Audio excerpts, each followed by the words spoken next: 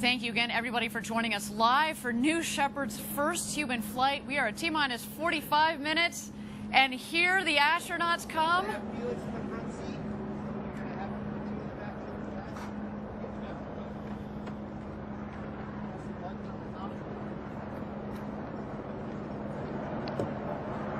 There you see Jeff Bezos in the foreground, Oliver Damon stepping into the Rivian. Crew member 7, Kevin Sprague, there on the right, as well as Wally Funk. What a moment for her. At the age of 82, she will become the oldest astronaut to have ever flown into space.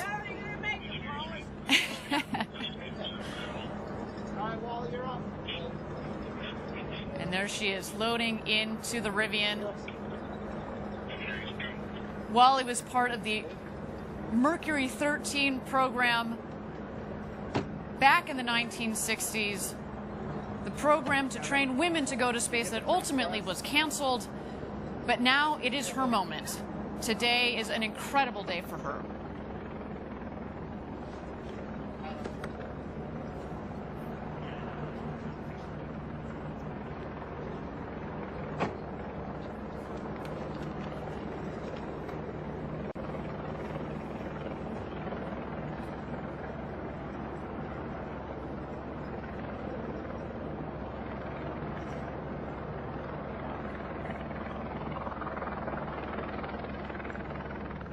All right, now we're going to be waiting for mission control to get a go for astronaut load out to the pad.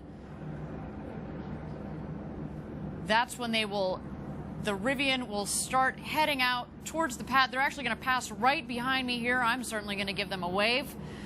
They then will pass mission control, get some last-minute love from our team there, as well as their families. And then they will head down the road to space to the launch pad. And we'll go for load-in. There they go, everybody.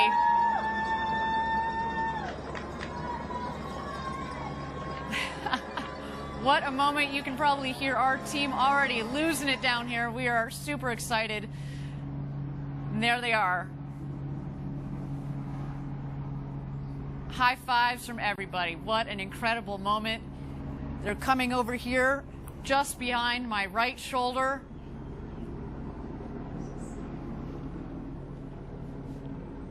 A moment we've been waiting for here at Blue Origin. So much hard work has led to this moment.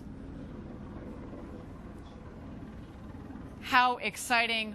Wally Funk, the Bezos brothers, Oliver Damon, our 4 crew members are heading out to the launch pad. There they go. See you guys. Oh my gosh, they are in for the flight of a lifetime. And just a couple yards to my left here, that is Mission Control, and here they go passing by Mission Control. There you see Jeff Bezos waving to the team.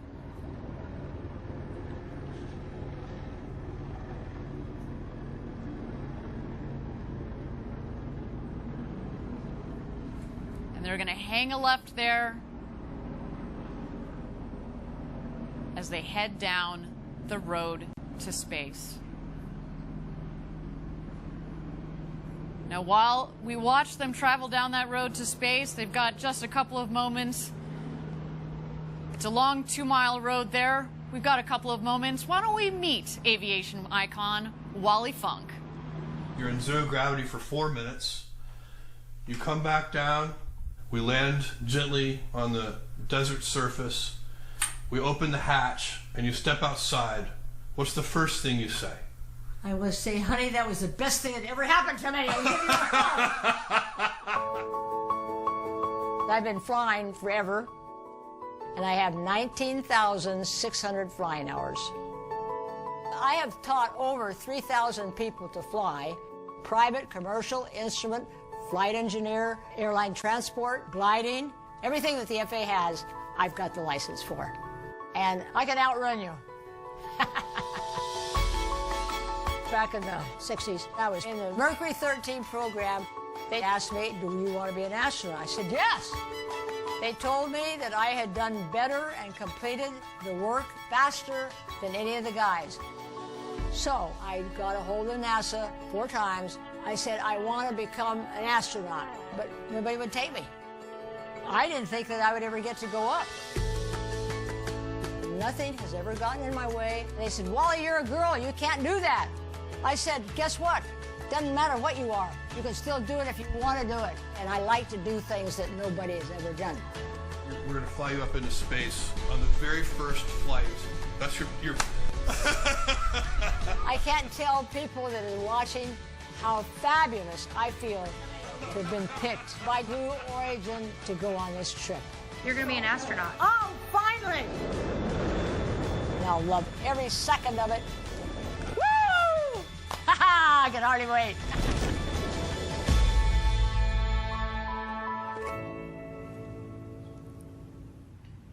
We are just so thrilled and frankly honored to help Wally Funk finally realize her dream of going to space. Now, recently I was lucky enough to spend a couple of moments with her right here at the desk. Why don't we take a look? Wally, it is a pleasure to meet you. As a fellow pilot, you are an inspiration, so thank you. You don't know how great it is to meet you, that you are a pilot. I want you to go fly more in that glider and jumping. Oh, well, that's great. And hopefully follow in your footsteps and go on New Shepard one day. Absolutely. Oh, I mean, yes. So, Wally, you've waited a while to go to space. A silly question, but are you excited? No, not at all. Of course. Since I got on the airplane and I got to fly the airplane and get here and meet all of you, this is so fantastic. What do you, so on launch day, what do you think is going to be the most exciting thing? What are you looking forward to the most? Lift off, climb, undo, and be able to move around in the, if there's room. I want to do a lot of stuff because I've done that in other situations. And you were just telling me a second ago, you're going to take your camera up there and you've got a postcard that you're going to take a photo with. That is what's going to be on the window when I go up, and then I'm going to take a picture of it with the Earth behind me. That's such a beautiful photo of you and the American flag back there in your flight suit. And that's going to be a spectacular photo. So, you know, this is probably, I imagine, your first time down here in West Texas at our launch site. Absolutely. What do you think? No, I used to be in Texas and teach.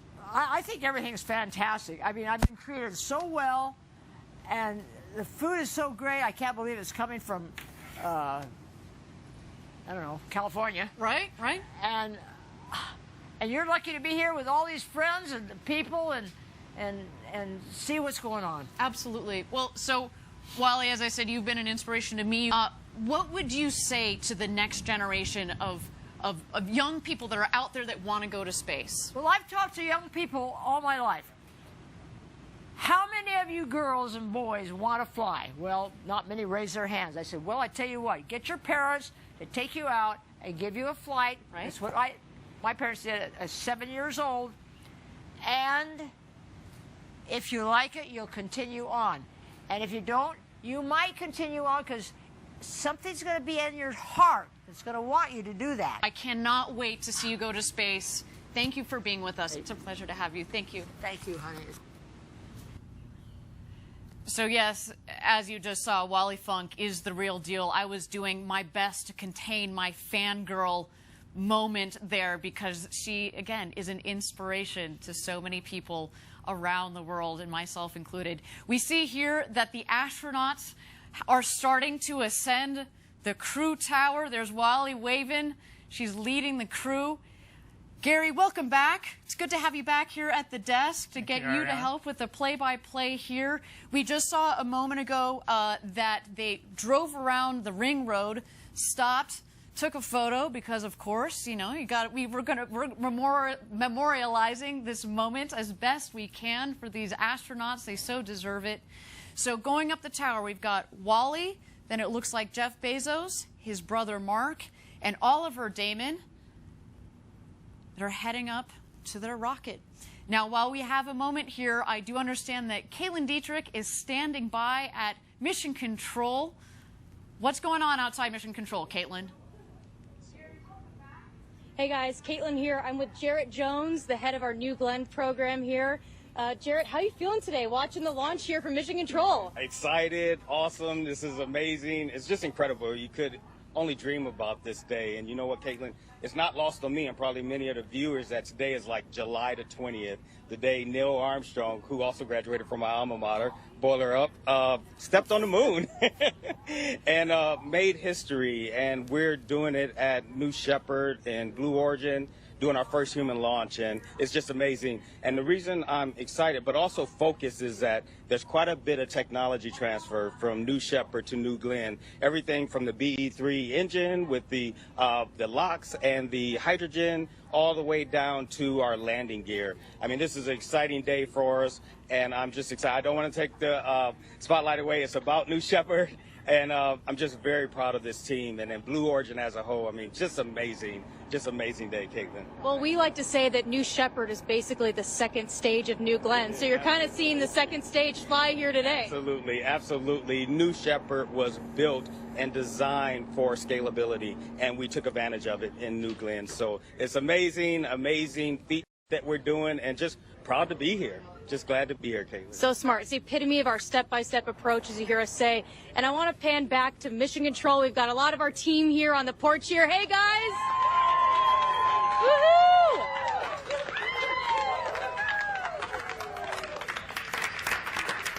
We are so excited. We saw the astronauts fly by here just a second ago.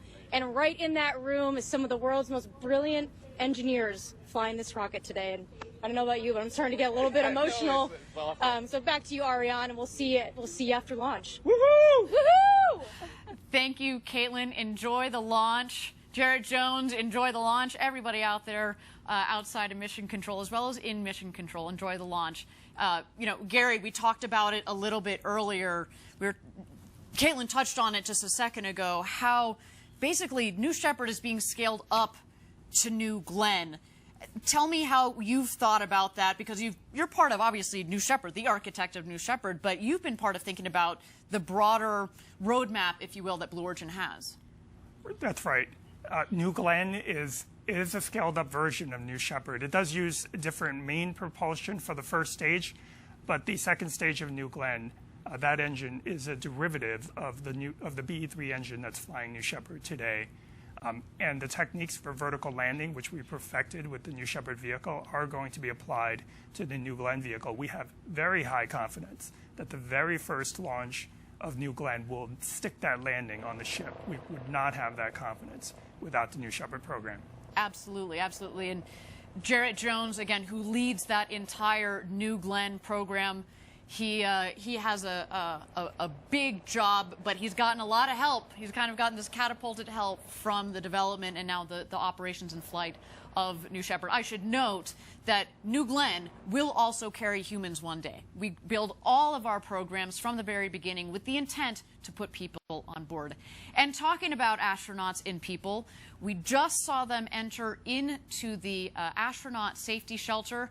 I would like to highlight one thing, which is, Wally was saying that she could outrun you. She was the first up those stairs and first in the astronaut shelter. So no lie, that Wally Funk, she's got quite a bit of energy.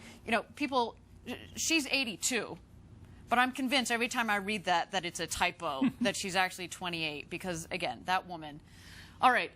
Gary, why don't you tell us a little bit about what's happening in the shelter, because we should remind our viewers that on the last flight that we had, we basically did a full-up rehearsal of what we're doing right now. You were part of that astronaut crew that we had. What happens in the shelter?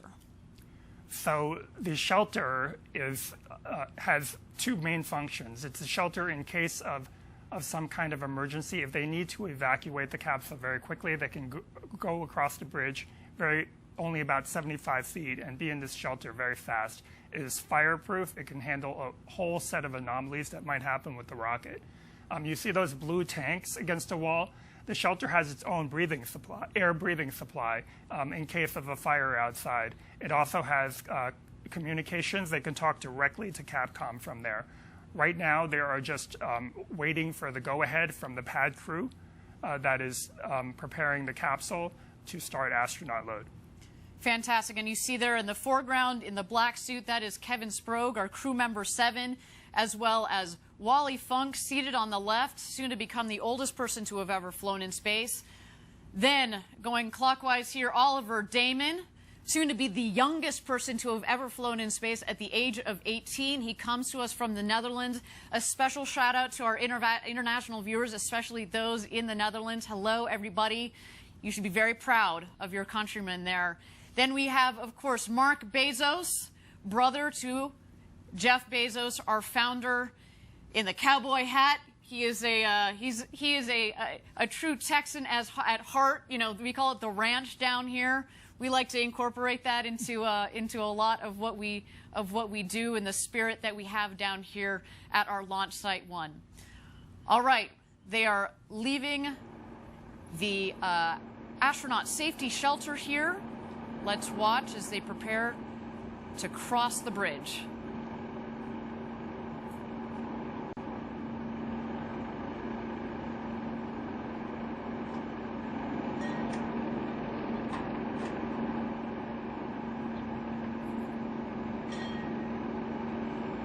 What a moment.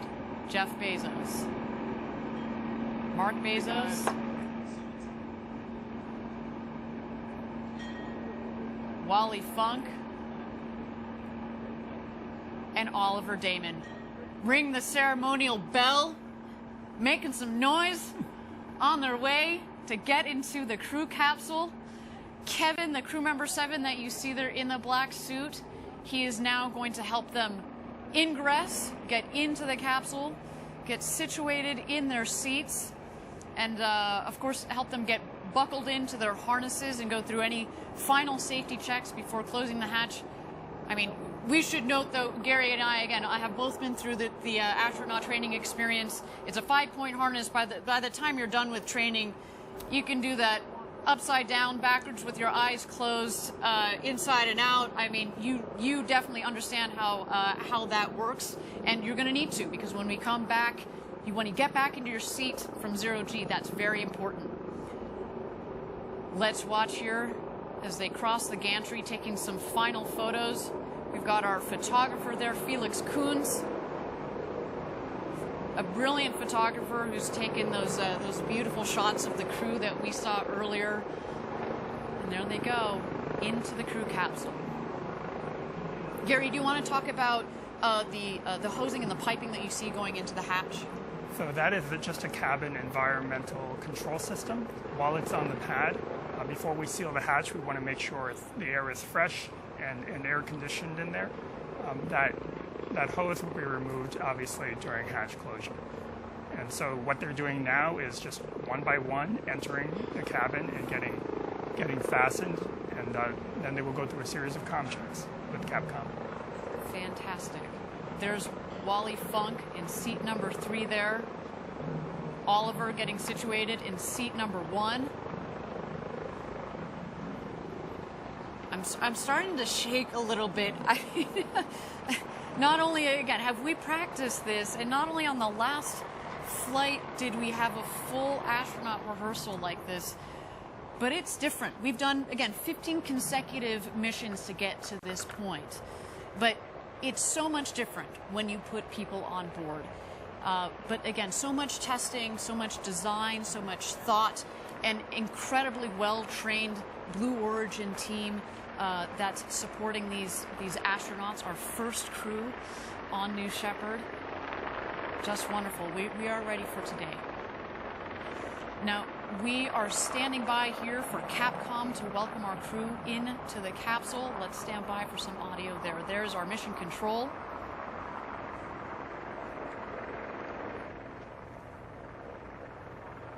And Sarah Knights.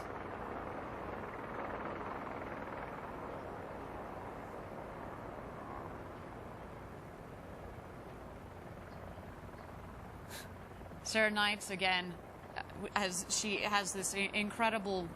I have you loud and clear, 7. How me?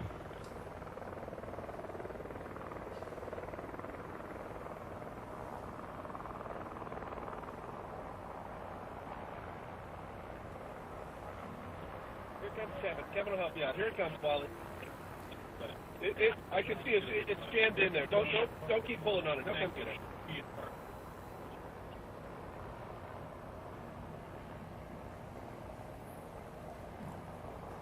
So again, we've got Capcom's Sarah Knight. She's one of our crew member 7 on the left. Our 4 astronauts are loaded into the capsule.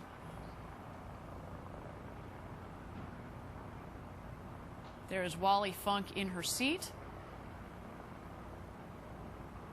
as well as Mission Control. Talk about locked and loaded. This team is really, I mean, you've been in Mission Control during these launches. What is that like? So at this point in the procedure, everybody is incredibly focused. They're true professionals. They are looking at the data, they're following procedures. There's really no distraction. You can hear a pin drop in that room unless they're working an issue. And as you saw in that picture, we run a very, very tight ship here at Blue Origin and on the New Shepard program. That picture of the front room of Mission Control, that is all the people that are operating the rocket at this point in terms of pushing the buttons to make things happen, in addition to the pad crew. There you see, we've got crew member 7 that is making sure Wally's harnesses are all tight and snug there. No, to your point about crew, Gary, I mean, we talk about designing an autonomous vehicle that launches and lands and reuse, but we've built also the operations to also complement that, to lower the cost of accessing to space, because that's at the heart of building this road to space. So we've built it so that it's an efficient vehicle, efficient operations. Absolutely. So in addition to that front room, which is really just a half a dozen people and some backups to relieve them in case they need a break, there is an engineering back room right behind that room. It's the size of a small conference room, really, and it consists of engineers that are there just in case there's an anomaly that needs investigation. Mm-hmm. But you can actually see it through those back windows. That's it. That is all that is needed to launch New Shepard.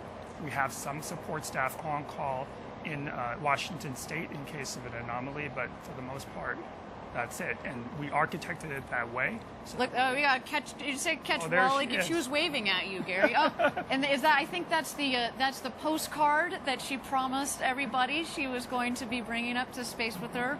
So not only is the crew ready, but we got the props ready. We've got the photo shoot all set up. But getting back to the crew and crew operations that we've set up, as you said, lean and mean, but also. We talked about it earlier, in addition to the safety and critical to safety are redundant systems, backup systems, backup to the backup. And, we were talking about the team that we have back in Kent. So that is part of it. It's not just in, let's say the mechanical systems, the engineering that goes into the capsule, but from an operational standpoint, we've built that in from the very beginning. Some beautiful shots there of the capsule. So the window with the white square there, that is Wally Funk. To the left, that is Mark Bezos, Jeff Bezos' brother. And in fact, to the left of him, a little harder to see off of that other window, that will be Jeff Bezos. And Oliver Damon on the other side of the hatch. He's also harnessed in, ready to go to space, ready to become the youngest person to have ever flown in space. Again, he comes from the Netherlands. So beautiful. Again, as we talked about at Blue Origin, we really want to open up this experience to the world, and it's so wonderful that he is not just representing the next generation, but also more flags as we fly to space. Standing by here from Capcom. New Shepard, this is Blue Origin Mission Control. Good morning, astronauts, and welcome aboard the RSS First Step. Let's get things started with a comm check. Astronaut Oliver, how do you read? Crew control, SS Oliver, loud and clear. Copy. Astronaut Wally, how do you read me? Wally, push the button and answer. Push the button until you can hear you're good. Wally, loud and clear. Copy, Astronaut Wally. Astronaut Demo. Blue Control, this is Astronaut Demo. I have you loud and clear. Copy. Astronaut Bezos. Blue Control, Bezos. I read you loud and clear. Thanks for everything, Sarah. We appreciate it. It's my honor and my pleasure. All right, astronauts, we are at T-minus 21 minutes and counting. As we proceed, I'll keep you updated. For now, just sit back and relax. Fantastic, and there you heard it. All 4 astronauts are ready to go to space. They just had a quick comms check with Sarah Knights on Capcom, one of our crew member 7 there. You've heard all 4 astronauts are jazzed. Wally there was, I'm sure she's a bit distracted again. We've said this before. She has waited over 60 years from the days that she was part of the Mercury 13 program to go to space. That program to get women into space was canceled. But you know what? She is canceled no more, everybody. She is going to space. Such an honor to be able to help her realize this dream of going to space after so long. What a moment, what a woman that that really personifies perseverance and pushing through it. All right, and here we go. We are closing the hatch. Gary, do you want to talk a little about what happens when you close the hatch? Obviously, it's a pressurized vehicle. What does that mean with regards to closing the hatch there?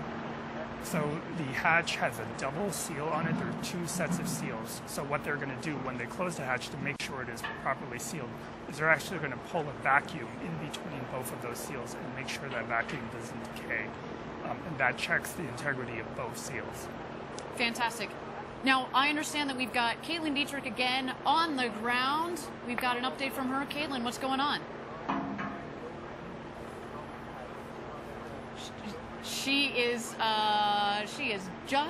almost ready. So let's hold off on just a moment for our update from Caitlin Dietrich.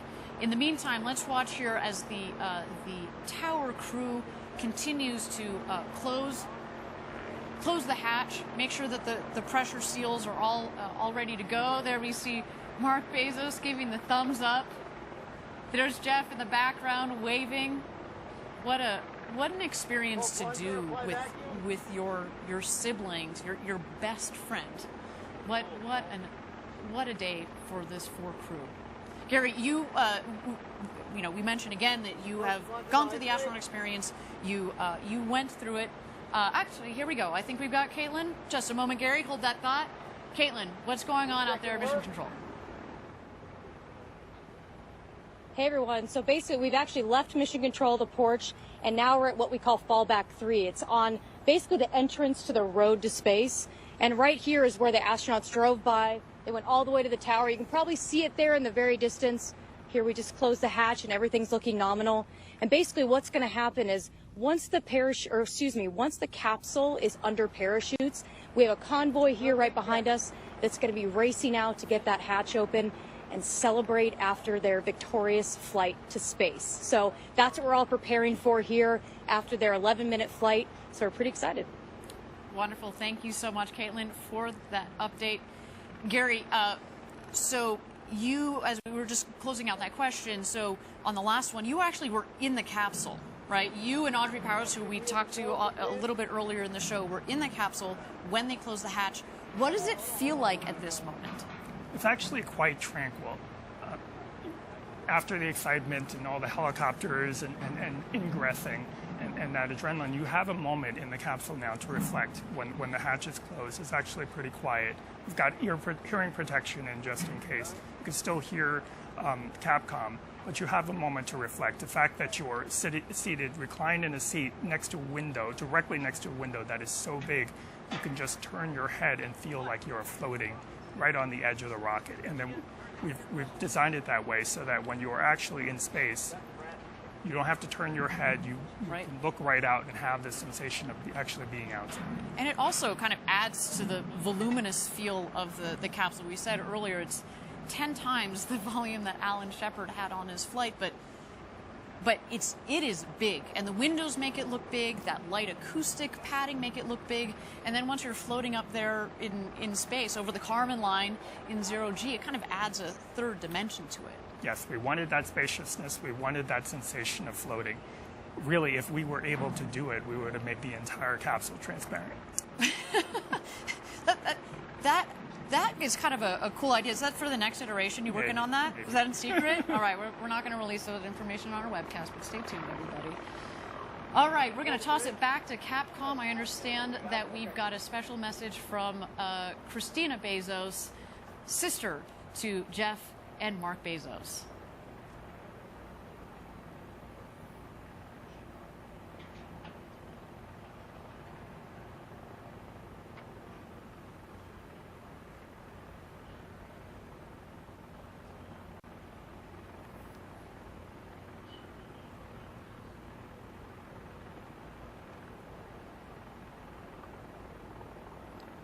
First up, Blue Control. On that note, Jeff and Mark, I have a special message from you from your sister Christina. Steve and I are so excited for this monumental launch. Jeff, this is something you've dreamed of your whole life, and your passion for space is infectious. Mark, you're the best champion when it comes to encouraging us in our adventures. As you buckle in, I'm reminded of when Jeff was Captain Kirk, Mark, you were Sulu, and I took the role of Lieutenant Uhura. We would battle Klingons while firing torpedoes, all the while dodging in and out of traffic and praying that we make it to our destination safely. Mark, be prepared to fire those torpedoes if ordered to do so. Now hurry up and get your asses back down here so I can give you a huge hug. We love you, and Godspeed, New Shepard.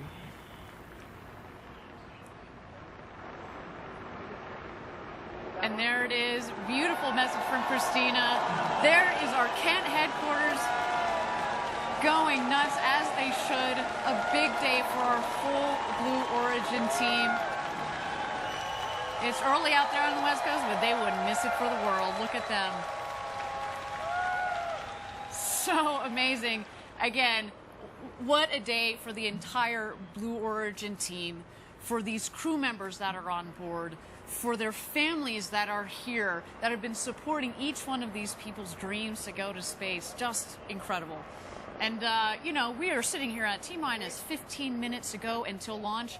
We are in a brief hold here, but why don't we meet Oliver Damon, one of those astronauts, again, our first, very, very first paying customer, and soon to be the youngest person to travel to space at 18. Let's see Oliver. I think it's the ultimate dream for so many people to go to space. I guess my first memories of space were Thunderbirds. I was a big fan of that. Watched every single episode there was. That was like the big thing with like the rockets and everything. Oliver, is this your first look at the vehicle? Yeah. It's so cool to go with this group because Wally is like one of the best pilots ever and has such an amazing life story. Of course, Jeff is one of the best businessmen ever and a great visionary. And Mark is a firefighter and has such an amazing track record. I feel a responsibility because I'm the youngest in space, and to get more people interested in space, and not even just space, but science, would be such an opportunity for me to do. When I touch down and I get out of the vehicle, I think I'll be just speechless. Now, Oliver also has his pilot's license and will be studying physics in college, and in just a bit he'll officially be an astronaut. But Gary, did you talk to Oliver? I did. I had an opportunity to meet him. Did you start recruiting? Did you get on that? What are you doing sitting here? Come on, man. We were like that guy not only is going to study physics but also innovation. So we can only imagine what is in store for Oliver in the years to come. But I can tell you what is in store for him in the next couple of minutes here. He is going to go to space over the Kármán line, up 100 kilometers up the internationally recognized line of space, and he is going to come back a freshly minted astronaut. Cannot wait for that. Now, we are at T-minus 15 minutes to go until launch. We are in a brief hold here, and while we're in a hold, why don't we turn it over to New Shepard and watch the rocket as she gets ready to take these 4 astronauts to space and back.